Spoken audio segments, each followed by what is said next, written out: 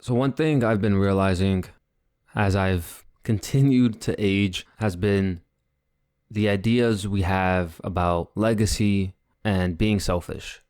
And of course, as I like to ponder and think about basically everything in my life, I realized that selfishness and legacy are actually, they're very much intertwined. And I think more so than we like to give thought. And more specifically, just the conversations I've had in the past few years about legacy and selfishness. And honestly, I've felt frustrated from those conversations because anytime I've tried to talk to people about, well, what does it mean to be selfish or why they think legacy matters, there was never any actual deep reasoning or thought behind their answers. And I've come to the conclusion, at least right now, that it's good to be selfish and that legacy doesn't matter.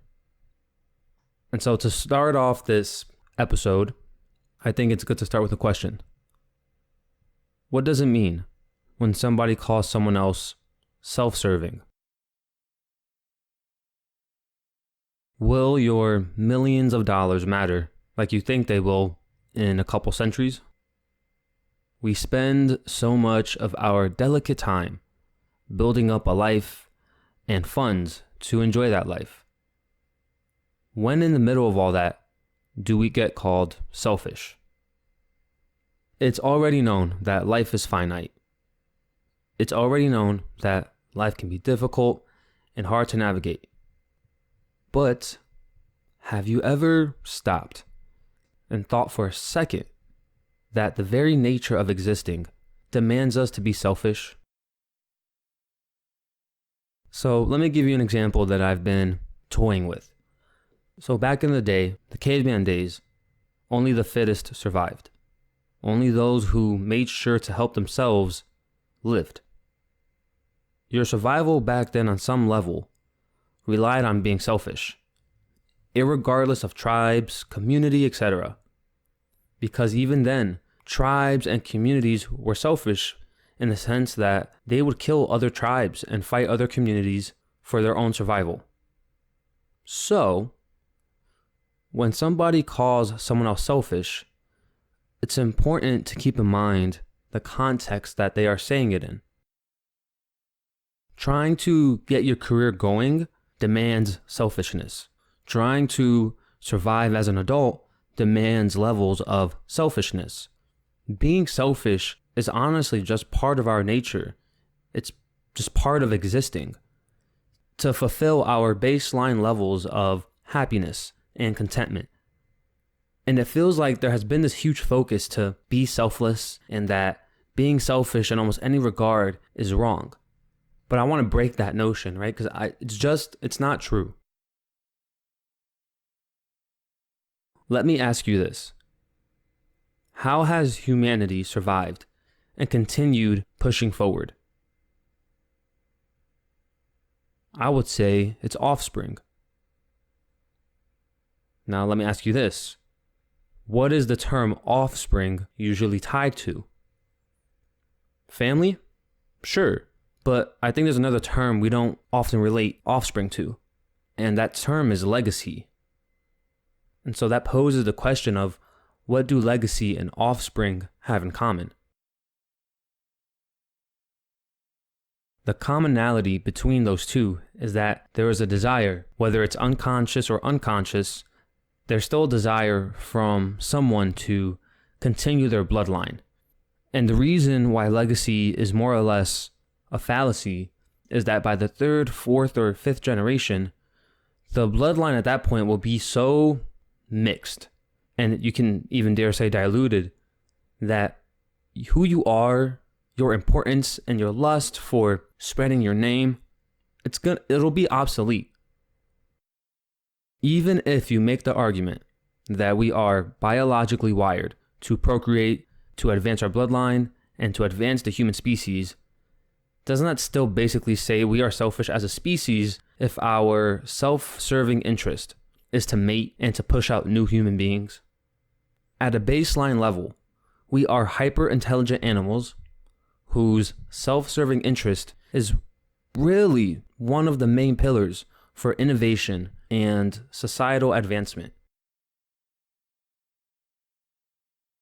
Being selfish is one of the major reasons why we have a society, why society has reached the progress points it has throughout human history. And to talk about progress in history, again, that relates to legacy. And legacy usually falls into two categories depending on who you ask.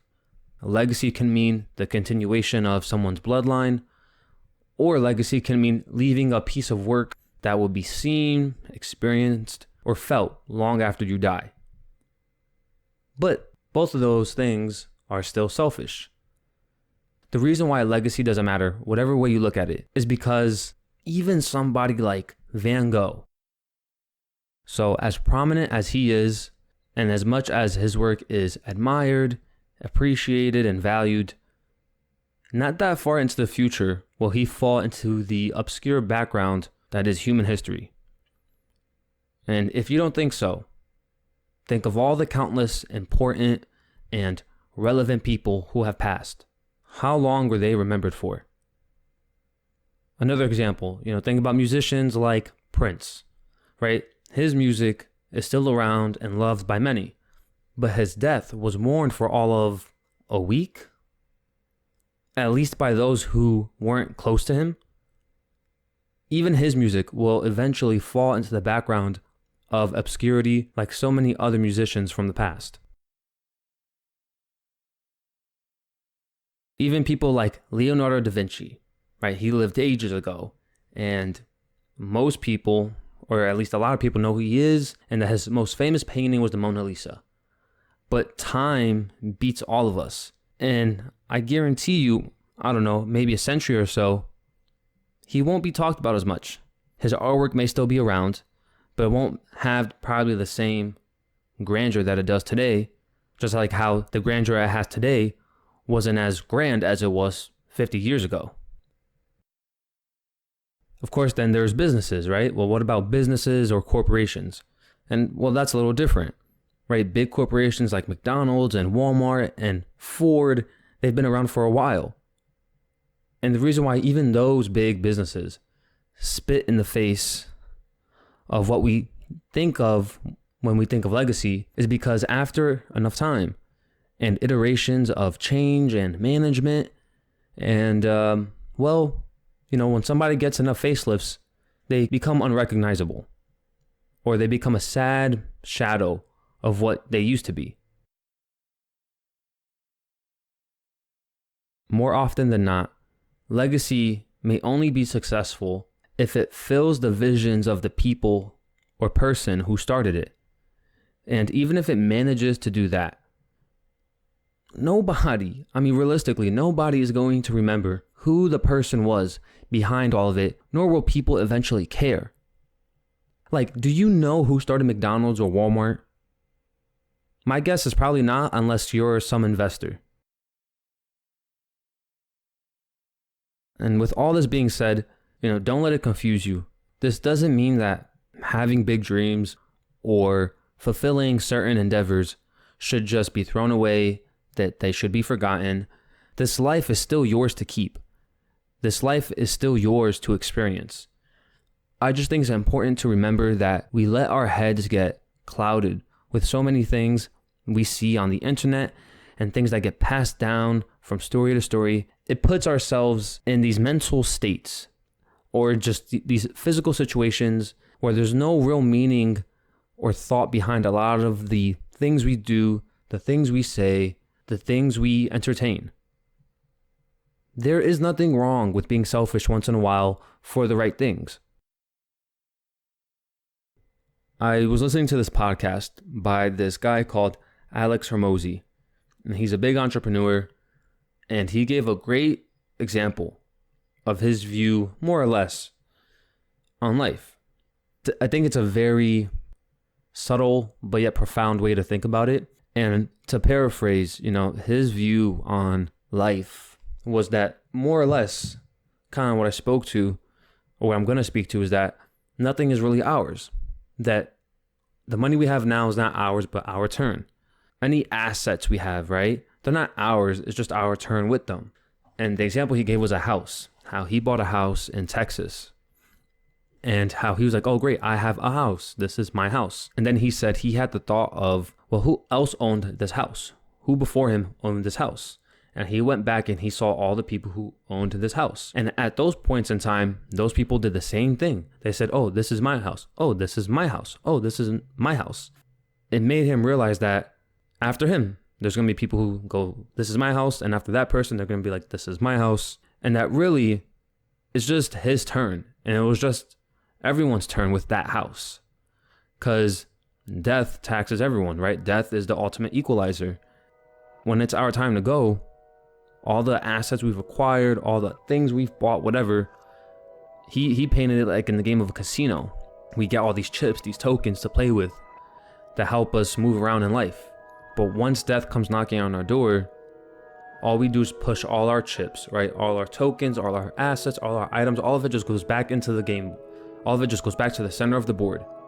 And then it's someone else's turn to take those things, have those things. And I think it's easy to forget that. So enjoy this life. Don't work too hard trying to prove a point.